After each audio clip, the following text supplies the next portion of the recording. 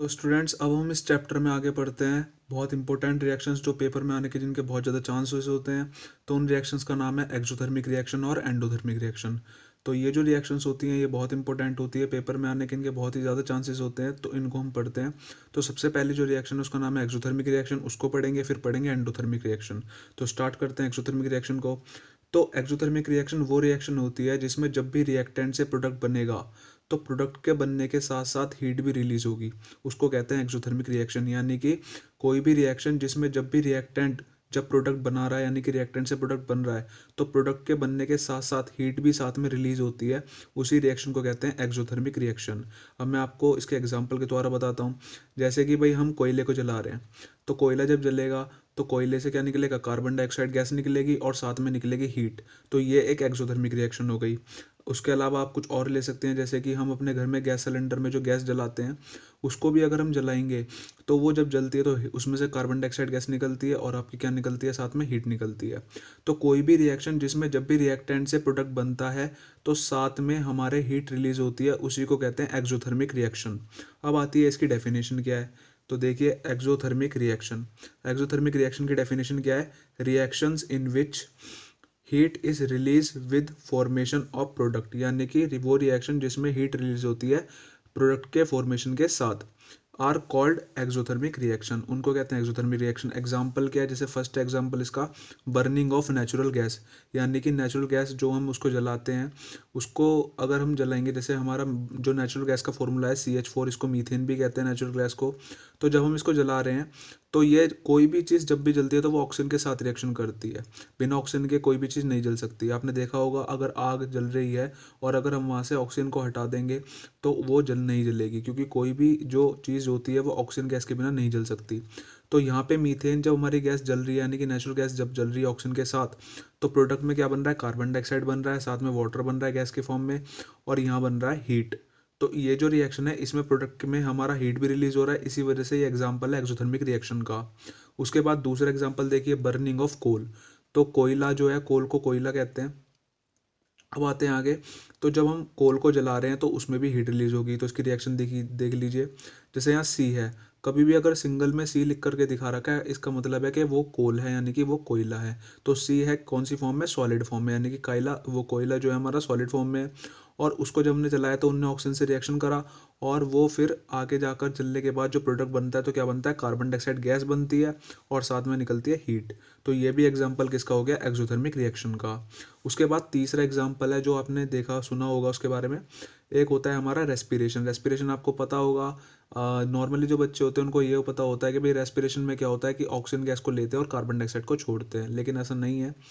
क्या होता है कि रेस्पिरेशन वो प्रोसेस होती है जिसमें हम ऑक्सीजन गैस को लेते हैं, किस लिए लेते हैं, जो हमारे बॉडी में ग्लूकोज होता है उसको तोड़ने के लिए। तो ऑक्सीजन गैस को हम लेते हैं ग्लूकोज को बॉडी के अंदर तोड़ने के लिए। जब ये रिएक्शन होती है, जब हम ऑक्सीजन को ले रहे हैं, ग्लूकोज टूट रहा है, तो साथ में रिलीज होता है as a product carbon dioxide gas, water और हमारा जो एनर्जी है यानी कि जो हीट है वो रिलीज होती है। तो इसलिए ये हमारी जो रेस्पिरेशन प्रोसेस है हमारी बॉडी के अंदर की, वो भी एक एक्सोथर्मिक रिएक्शन का ही एग्जाम्पल है। तो देखिए एग्जाम्पल थर्ड, रेस्पिरेशन यानी कि break down of glucose by use of oxygen gas, यानी कि ग्लूकोज को ऑक्सीजन गैस के द्वारा तोड़ना। तो देखिए यहाँ पे ग्लूकोज का फॉर्मूला था C6H12O6, ये ग्लूकोज है। अगर हमने इसको ऑक्सीजन के साथ रिएक्शन करा यानी कि ऑक्सीजन के साथ ग्लूकोज टूटा, यानी कि हमारी सेल में बॉडी में ये रिएक्शन होती है, तो प्रोडक्ट बनता है carbon dioxide gas CO2, 6CO2 plus में 6H2O यानी कि वाटर का मॉलिक्यूल, और प्लस में साथ में बनती है एनर्जी। तो इसी वजह से ये भी हमारा एक्सोथर्मिक रिएक्शन का एग्जाम्पल है। तो एक्सोथर्मिक रिएक्शन में एक बार फिर बताता हूँ, वो रिएक्शन जिसमें प्रोडक्ट के बनने के साथ साथ हीट भी रिलीज होती है, हीट भी बोल सकते हैं, एनर्जी भी बोल सकते हैं, वो रिलीज होती है, तो उसको कहते हैं एक्सोथर्मिक रिएक्शन। तो दोस्तों आई होप आपको ये समझ में आ गया होगा। अब चलते हैं आगे अगली रिएक्शन पे जिसका नाम है एंडोथर्मिक रिएक्शन। तो एंडोथर्मिक रिएक्शन क्या होती है उसको पढ़ते हैं हम। तो स्टूडेंट्स अब आती है एंडोथर्मिक रिएक्शन। तो एंडोथर्मिक रिएक्शन क्या होती है, वो रिएक्शन जिसमें जब भी हम रिएक्टेंट से प्रोडक्ट बनाएंगे तो हमको रिएक्टेंट को हीट देनी पड़ेगी, एनर्जी देनी पड़ेगी, उसके बाद ही रिएक्टेंट हमारा प्रोडक्ट में कन्वर्ट होगा।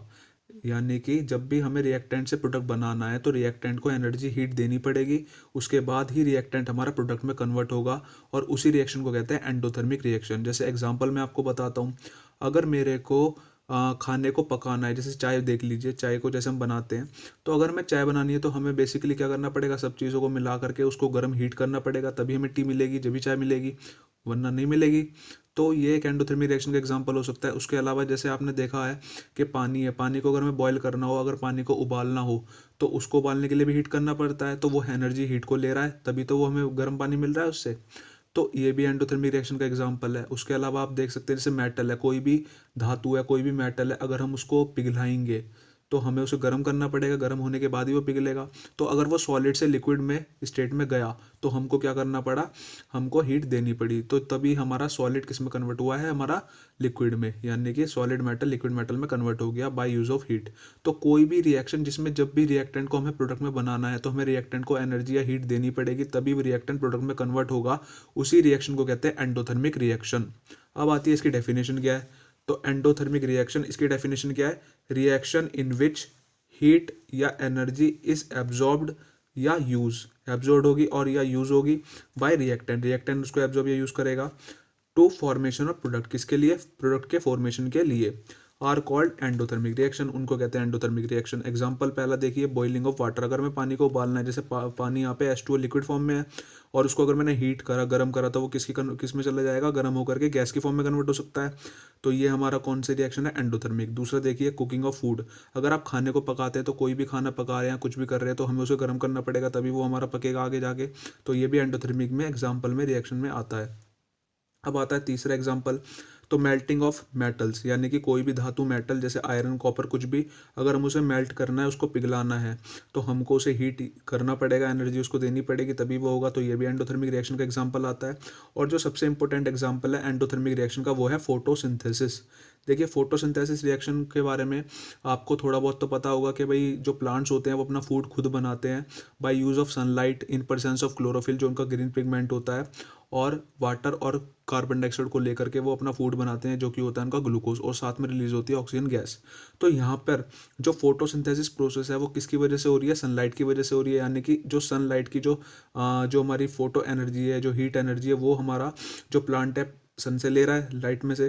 तो इसी वजह से फोटोसिंथेसिस भी हमारी एक एंडोथर्मिक रिएक्शन का एग्जांपल है, तो ये आप याद रखिएगा। सो photosynthesis process in plants perform by use of sunlight energy, यानी कि सनलाइट की एनर्जी की यूज के बाद वजह से ही ये रिएक्शन हो रही है, इसीलिए फोटोसिंथेसिस भी एंडोथर्मिक रिएक्शन का ही एक एग्जांपल है।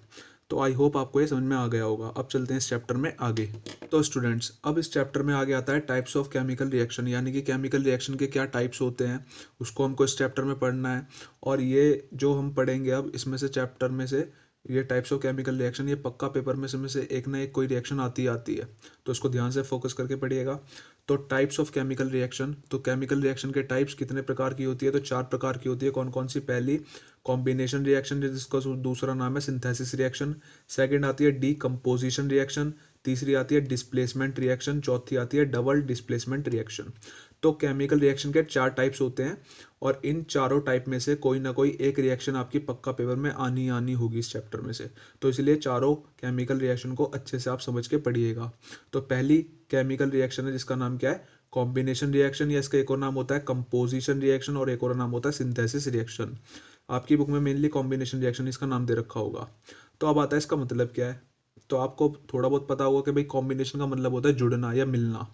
तो कॉम्बिनेशन रिएक्शन क्या होती है, जब दो या दो से ज़्यादा रिएक्टेंट आपस में मिल करके सिर्फ एक सिंगल प्रोडक्ट को ही बनाएंगे, उसी रिएक्शन को कहते हैं कॉम्बिनेशन रिएक्शन। यानी कि दो या दो से ज़्यादा प्रोडक्ट सब आपस में कंबाइन हो गए, सब मिल गए, और सब मिल करके सिर्फ एक ही प्रोडक्ट में चले गए, यानी कि एक ही प्रोडक्ट उन्होंने बनाया, उसी को कहते हैं कॉम्बिनेशन रिएक्शन।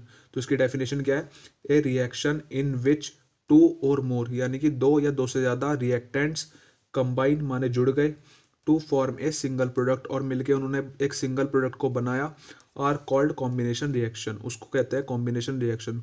अब कॉम्बिनेशन रिएक्शन का सिंबल क्या होता है, तो ये होता है जैसे x प्लस में y, यानी कि दो रिएक्टेंट है, एक x है और एक y है, ये दोनों आपस में जुड़ गए और जुड़ के एक सिंगल प्रोडक्ट में कन्वर्ट हो गए, जो कि है XY। तो इसी वजह से ये आपका रिप्रेजेंटेशन है, सिंबल है किसका, कॉम्बिनेशन रिएक्शन का। अब हम इस कॉम्बिनेशन रिएक्शन के एग्जाम्पल को पढ़ेंगे जो कि आपकी NCERT के हैं। तो चलिए स्टार्ट करेंगे अब इन्हें। तो स्टूडेंट्स, पहला एग्जाम्पल आता है कॉम्बिनेशन रिएक्शन का, जो है बर्निंग ऑफ कोल। जैसे देखिए यहाँ पे बर्निंग ऑफ कोल यानी कि कोयले को जला रहे हैं, तो कोयले को सी से, सिंगल सी से शो करते हैं। तो सिंगल सी है कोयला आपका यानी कि कोल, और उसको जब हमने जलाया तो वो ऑक्सीजन के साथ रिएक्शन करेगा, और दोनों ने मिलके आपस में रिएक्शन करके सिर्फ एक गैस निकाली है जो कि है कार्बन डाइऑक्साइड। तो यहाँ रिएक्टेंट दो है, जबकि आपका जो प्रोडक्ट बना है दोनों से मिलकर वो सिंगल है, एक है। तो इसलिए एग्जाम्पल है कॉम्बिनेशन रिएक्शन का। तो कोल, ऑक्सीजन गैस और मिलकर दोनों क्या बनाते हैं, कार्बन डाइऑक्साइड गैस। ठीक है, तो ये आपका कॉम्बिनेशन रिएक्शन का पहला एग्जाम्पल है। सेकंड एग्जाम्पल आता है formation of water from hydrogen gas and oxygen gas. तो यहाँ पे वाटर बनता है। वाटर आपको पता है कैसे बनता है, ऑक्सीजन गैस और हाइड्रोजन गैस जब मिल जाती हैं तो दोनों मिलकर के एक कंपाउंड बनाते हैं जो क्या होता है आपका वाटर। तो यहाँ देखिए H2 जो कि आपका हाइड्रोजन गैस है, और यहाँ क्या है प्लस में O2 यानी कि ऑक्सीजन गैस, दोनों आपस में कंबाइन हो गए और एक सिंगल प्रोडक्ट बना है वाटर। तो इसी वजह से ये भी एग्जांपल किसका हो गया, कॉम्बिनेशन रिएक्शन का, क्योंकि दो मिलकर एक बना रहे हैं। उसके बाद एक इंपॉर्टेंट एग्जांपल है आपकी एनसीईआरटी का। क्या होता है कि एक होता है आपका कैल्शियम ऑक्साइड जिसको बोलते हैं क्विक लाइम। तो कैल्शियम ऑक्साइड या क्विक लाइम जो होता है हमारा, अगर मैं उसको पानी में घोल दूंगा, जिसको चूना भी कहते हैं, तो चूना हिंदी में इसको कहते हैं। तो चूना या क्विक लाइम या उसको बोलते हैं हम कैल्शियम ऑक्साइड, अगर मैं उसको पानी में घोल दूंगा तो पानी में घुलने के बाद ये जो आपका होगा आगे जाकर प्रोडक्ट बनाएगा जो होगा कैल्शियम और हाइड्रोक्साइड, या उसको बोलते हैं लाइम वाटर यानी कि चूने का पानी। तो चूने को जब मैंने पानी में घोला तो ये पानी में घुलने के बाद क्या किस में कन्वर्ट हो गया, चूने के पानी में, यानी कि कैल्शियम हाइड्रोक्साइड में, या उसे कहते हैं लाइम वाटर। तो यहाँ पे भी दो मिलकर के एक को बना रहे हैं। तो इसी वजह से ये भी आपका किसका एग्जांपल है, कॉम्बिनेशन रिएक्शन का। तो देखिए कैसे है। तो क्विक लाइम है, इसका दूसरा नाम है calcium oxide, react vigorously, vigorously माने बहुत तेजी से रिएक्ट करता है विद वाटर, पानी के साथ, and to form slake lime, और बनता है उसे स्लेक लाइम। स्लेक लाइम माने वही आपका चूने का पानी, या इसका दूसरा नाम क्या है, कैल्शियम हाइड्रोक्साइड या फिर लाइम वाटर यानी कि चूने का पानी, एंड रिलीजिंग हीट। और जब ये रिएक्शन होती है तो थोड़ी इसमें हीट भी रिलीज होती है, और इसी वजह से देखिए यहाँ पे CaO है जिसको क्विक लाइम में कैल्शियम ऑक्साइड कहते हैं, और प्लस में पानी, पानी के साथ दोनों ने आपस में रिएक्शन करी इन्होंने, और मिल करके सिर्फ एक सिंगल प्रोडक्ट बनाया CaOH की होल टू है, जिसको बोलते हैं लाइम वाटर या फिर कैल्शियम हाइड्रोक्साइड यानी कि चूने का पानी। तो दो मिलकर के एक बना रहे हैं, इसी वजह से ये भी आपका एग्जाम्पल है आपका जो आपकी कॉम्बिनेशन रिएक्शन है उसका। तो आई होप आपको ये अच्छे से समझ में आ गया होगा। इस रिएक्शन में बस ये है कि ये रिएक्शन थोड़ी इंपॉर्टेंट इसी वजह से है क्योंकि इस रिएक्शन में जब भी चूना हमारा पानी से रिएक्शन करता है और चूने का पानी बनता है तो साथ में हीट भी रिलीज होती है, और हीट अगर रिलीज हो रही है तो किसका एग्जांपल हो गया, ये हो गया आपका एक्सोथर्मिक रिएक्शन का, क्योंकि एक्सोथर्मिक रिएक्शन ही ऐसी रिएक्शन होती है जिसमें जब भी प्रोडक्ट बनेगा तो साथ में हीट भी रिलीज होगी। तो इसी वजह से ये जो आपकी रिएक्शन है ये आपकी एक्सोथर्मिक रिएक्शन का भी एक एग्जाम्पल होता है, कॉम्बिनेशन रिएक्शन का ही। तो इसी वजह से ये इंपॉर्टेंट है। अब चलते हैं सेकंड रिएक्शन पे जिसका नाम क्या है आपका डीकम्पोजिशन रिएक्शन। तो डीकम्पोजिशन रिएक्शन क्या होती है इसको पढ़ते हैं अब अच्छे से। तो स्टूडेंट्स अब आती है डीकम्पोजिशन रिएक्शन। तो डीकम्पोजिशन रिएक्शन हमारी दूसरी रिएक्शन होती है टाइप्स ऑफ केमिकल रिएक्शन में। तो इसको समझते हैं क्या होता है। तो आप ये समझ सकते हैं कि जो डीकम्पोजिशन रिएक्शन होती है वो जस्ट उल्टा होता है हमारा किसका, कॉम्बिनेशन रिएक्शन का। क्योंकि कॉम्बिनेशन रिएक्शन में दो से एक बनता है यानी कि दो रिएक्टेंट मिल करके एक बना रहे हैं, लेकिन डीकम्पोजिशन में क्या होता है हमेशा एक सिंगल रिएक्टेंट होगा, और एक सिंगल रिएक्टेंट जो होता है वो दो या दो से ज़्यादा प्रोडक्ट को बनाता है, यानी कि उल्टा है जस्ट किसका, कॉम्बिनेशन रिएक्शन का। तो क्या है कि डीकम्पोजिशन रिएक्शन वो रिएक्शन होती है जिसमें हमारा सिर्फ एक हमेशा एक सिंगल रिएक्टेंट होता है और वो टूट जाता है दो या दो से ज़्यादा प्रोडक्ट में, यानी कि दो या दो से ज़्यादा प्रोडक्ट को वो बनाता है, उसी को कहते हैं डीकम्पोजिशन रिएक्शन। और इसी वजह से डीकम्पोजिशन रिएक्शन और आपका कॉम्बिनेशन रिएक्शन एक दूसरे के हमेशा अपोजिट होते हैं। तो देखिए इसकी लैंग्वेज क्या है। तो डीकम्पोजिशन रिएक्शन, तो reaction in which a single reactant break down to give two और more products are called decomposition reaction, यानी कि वो रिएक्शन जिसमें एक सिंगल रिएक्टेंट जो होगा वो ब्रेक डाउन हो जाएगा माने टूट जाएगा दो या दो से ज़्यादा प्रोडक्ट में, उसको कहते हैं डीकम्पोजिशन रिएक्शन। अब आता है इसका किस तरीके से रिप्रेजेंटेशन है। तो देखिए जैसे एक XY सिंगल हमारा रिएक्टेंट है तो वो टूट गया है हमारे दो प्रोडक्ट में, X में और एक Y में। तो इसी वजह से ये आपका रिप्रेजेंटेशन है डीकम्पोजिशन रिएक्शन का। अब आपके जो डीकम्पोजिशन रिएक्शन के एग्जांपल्स हैं जो एनसीईआरटी में बहुत इंपॉर्टेंट है आते हैं, तो उसको पढ़ते हैं। तो डीकम्पोजिशन रिएक्शन जो है हमारा एक इंपॉर्टेंट पॉइंट क्या है, decomposition reaction are opposite to combination reaction, यानी कि कॉम्बिनेशन रिएक्शन का वो अपोजिट है। अब आते हैं डीकम्पोजिशन रिएक्शन के एग्जाम्पल। तो इसका फर्स्ट एग्जाम्पल आता है जैसे देखिए यहाँ पे 2FeSO4, इसका नाम है फेरस सल्फेट, या इसका एक और नाम हो सकता है आयरन सल्फेट। क्यों, क्योंकि Fe हमारा क्या होता है, आयरन होता है, जैसे फेरस भी कहते हैं। तो SO4 किसी के पीछे होता है उसको कहते हैं सल्फेट, इसी वजह से इसका नाम क्या हो गया, फेरस सल्फेट या फिर आयरन सल्फेट। तो ये हमारा पूरा एक जो था आयरन सल्फेट, इसको जब हमने हीट करा तो ये टूट गया तीन प्रोडक्ट में। कौन कौन से में? तो पहला Fe2O3 जिसका नाम है फेरिक ऑक्साइड, फिर SO2 जिसका नाम है सल्फर डाइऑक्साइड गैस, और फिर आपका SO3 यानी कि सल्फर ट्राइऑक्साइड गैस। तो यहाँ इंपॉर्टेंट ये है कि एक सिंगल आपका रिएक्टेंट था जो टूट गया है हम आपके 3 प्रोडक्ट में। इसी वजह से ये आपका एग्जाम्पल है किसका? डीकम्पोजिशन रिएक्शन का। फिर आता है दूसरा एग्जाम्पल। अब दूसरा एग्जाम्पल क्या है आपका? जो आपका लाइमस्टोन होता है यानी कि चूने का जो पत्थर होता है, उसको अगर हम हीट करेंगे तो वो टूटता है आपका किस में? CaO में, यानी कि चूने में, और साथ में निकलता है कार्बन डाइऑक्साइड गैस। तो देखिए कैसे, तो CaCO3 इसका नाम है लाइमस्टोन। अगर मैं बोलूँ साइंटिफिक नेम क्या है तो उसका नाम है कैल्शियम। कैल्शियम और CO3 को बोलता है कार्बोनेट, तो कार्बोनेट, तो नाम क्या हो जाएगा? Calcium carbonate. तो कैल्शियम कार्बोनेट को जब मैंने हीट करा तो टूट गया किसमें? CaO में, जिसको बोलते हैं हम चूना यानी कि क्विक लाइम, या फिर उसका दूसरा नाम क्या है? Calcium oxide, calcium oxide. और साथ में रिलीज होती है कार्बन डाइऑक्साइड गैस। तो यहाँ पे भी एक सिंगल रिएक्टेंट से 2 प्रोडक्ट बन रहे हैं। तो ये भी किसका एग्जाम्पल हो गया? आपका डीकम्पोजिशन रिएक्शन का। तो अब चलते हैं इसके आगे एग्जाम्पल पे। अब एक इम्पोर्टेंट पॉइंट ये है कि हमारा जो कैल्शियम ऑक्साइड होता है यानी कि जो हमारा CaO होता है, उसको यूज़ करा जाता है सीमेंट बनाने में। इसलिए एक इम्पोर्टेंट पॉइंट है, calcium oxide use in manufacture of cement, यानी कि सीमेंट इससे बनाया जाता है।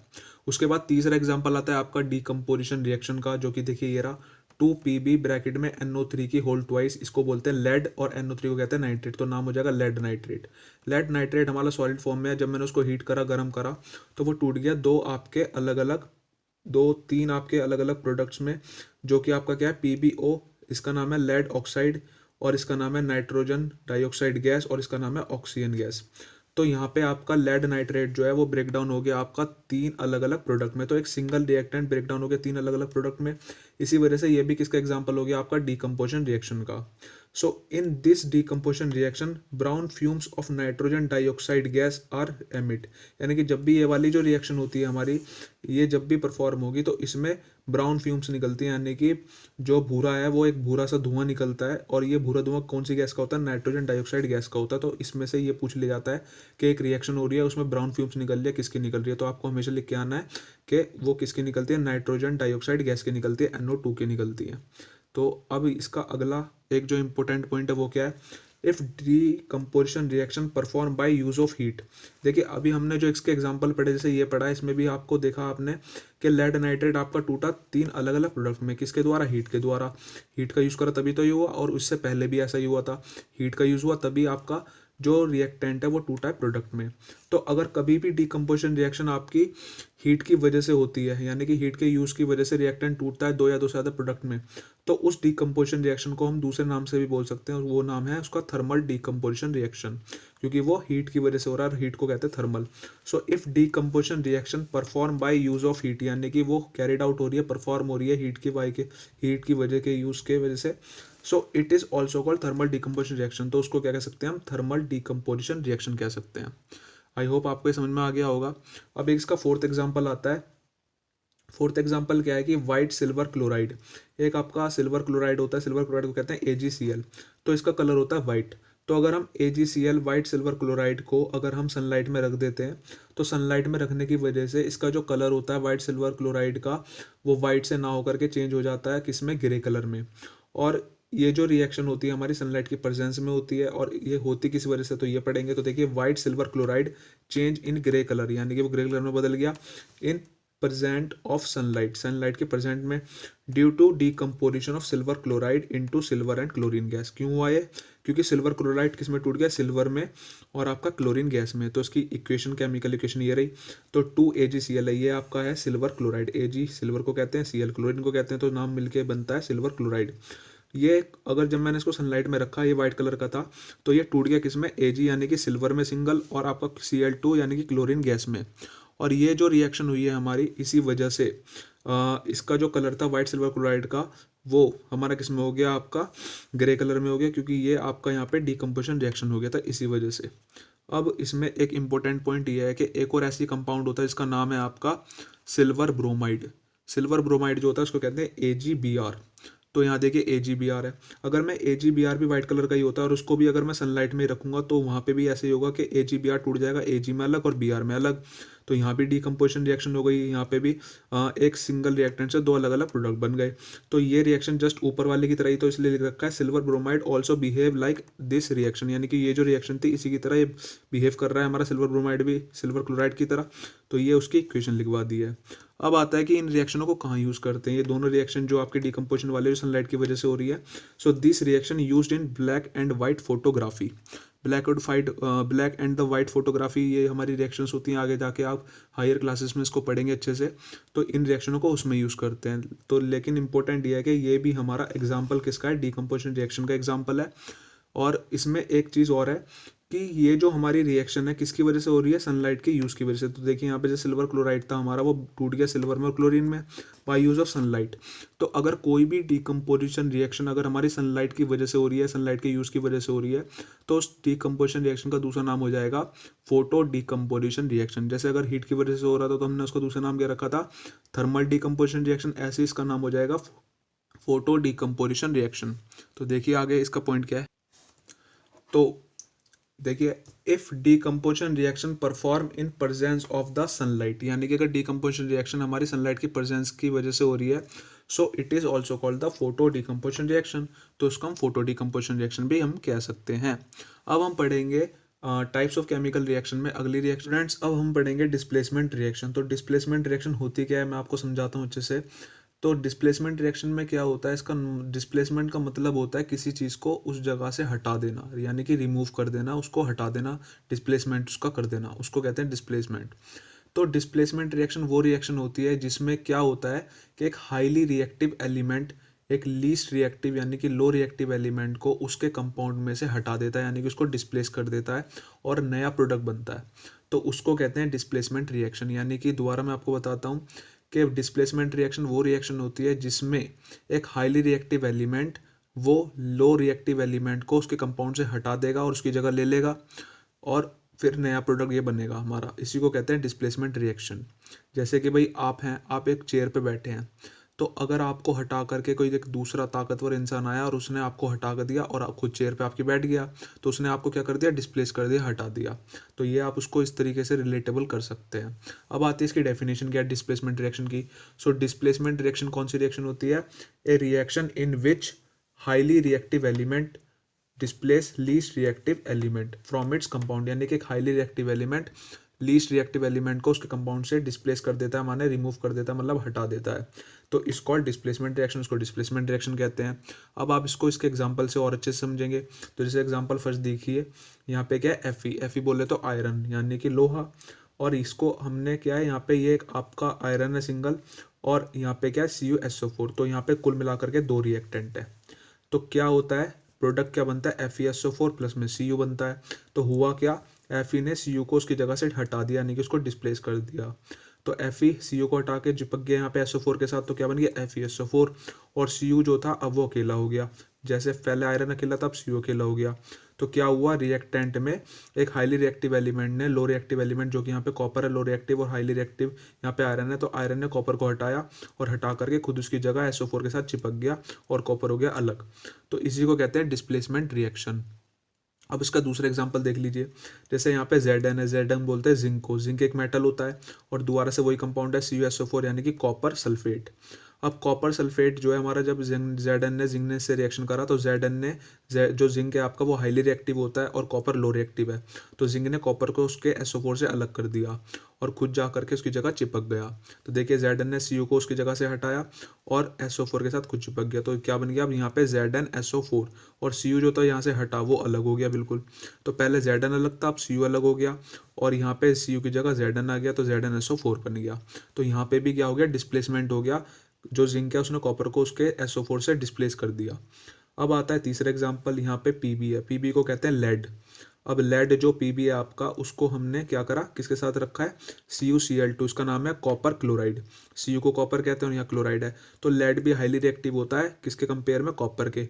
तो लेड ने कॉपर को उसके Cl2 से अलग कर दिया और Cu जो है आपका कॉपर वो अलग हो गया है और Pb जो है वो Cl2 के साथ चिपक गया। तो क्या बन गया, PbCl2, और जो यहाँ पे Cl2 के साथ पहले कॉपर था वो अलग हो गया, जैसे लेड पहले अकेला था। तो इसमें भी क्या हुआ, तीनों रिएक्शन में आपने देखा कि कॉपर जो है वो लो रिएक्टिव है, लीस्ट रिएक्टिव है, और ये आयरन, जिंक और लेड जो है वो कॉपर से ज़्यादा रिएक्टिव है। तो उन्होंने उसको उसकी जगह से हटाया और खुद जा करके उसके SO4 के साथ जा करके वो चिपक गए या Cl2 के साथ चिपक गए। तो इसको ही हम बोलेंगे क्या, डिस्प्लेसमेंट रिएक्शन, यानी कि वो रिएक्शन जिसमें एक highly reactive element low reactive element को उसके कंपाउंड में से क्या कर देता है, डिस्प्लेस कर देता है, मतलब उसको रिमूव कर देता है, मतलब हटा देता है। उसी को कहते हैं डिस्प्लेसमेंट रिएक्शन। अब एक ये वाला पॉइंट इंपॉर्टेंट है इसका, क्या है कि इन ऑल एबव रिएक्शंस, यानी कि ऊपर की सारी रिएक्शन में Fe यानी कि आयरन, Zn माने जिंक, Pb माने लेड, आर मोर रिएक्टिव, ये ज़्यादा रिएक्टिव थे किसके मुकाबले, देन कॉपर, यानी कि कॉपर के मुकाबले। So they displace remove copper from its compound, तो उन्होंने डिस्प्लेस कर दिया या रिमूव कर दिया, मतलब हटा दिया किसको, कॉपर को, किससे, फ्रॉम इट्स कंपाउंड, उसके कंपाउंड से। तो ये होता है आपका डिस्प्लेसमेंट रिएक्शन।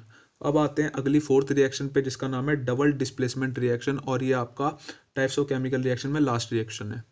तो स्टूडेंट्स, अब आती है डबल डिस्प्लेसमेंट रिएक्शन। अब डबल डिस्प्लेसमेंट रिएक्शन किसको कहते हैं, तो डबल डिस्प्लेसमेंट रिएक्शन जो है हमारा, एक तो उसका दूसरा नाम होता है एक डबल रिप्लेसमेंट रिएक्शन, यानी कि डबल डिस्प्लेसमेंट रिएक्शन का भी एक दूसरा नाम है, क्या नाम है, डबल रिप्लेसमेंट रिएक्शन। अब डबल डिस्प्लेसमेंट रिएक्शन होती क्या है, तो इसको आप ऐसे नहीं समझेंगे, आप इसको एग्जाम्पल के द्वारा समझेंगे। तो देखिए, जैसे मैंने एक एग्जाम्पल इसका जो दे रखा है आपके एनसीईआरटी में डबल डिस्प्लेसमेंट रिएक्शन का, वो ये है।